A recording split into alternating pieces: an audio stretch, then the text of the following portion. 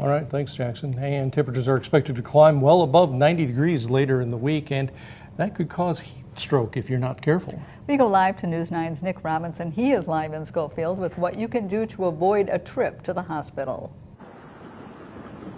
Eric, Melissa, things here in Schofield are going to go from warm but bearable to hot, humid, and even dangerous later in the week. But there are tips you can follow in order to stay safe.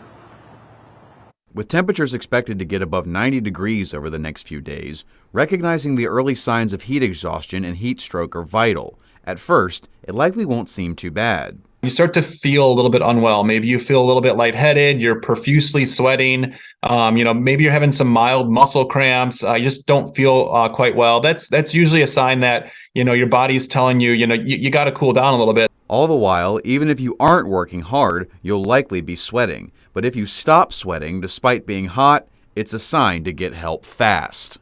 That's a very, very dangerous sign. Temperatures typically over 104 degrees when you take their temperature. Those folks need immediate medical attention. But area first responders are ready to give that medical attention if need be. If we're getting called out, one thing we're going to check is definitely their temperature to see if they're able to regulate themselves or not. If they're not, we'll typically start IVs, give them fluids. And it's not just your physical health that can be hurt by heat stroke. If you stay out in the heat too long, it can also affect you mentally.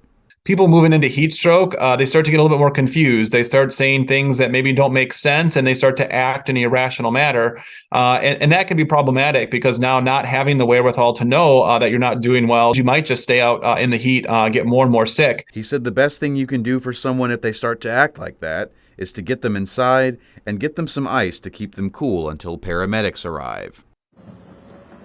Potoff said the best thing you can do is just to listen to your body and not try to power through it. Live in Schofield, Nick Robinson, News 9 WAOW.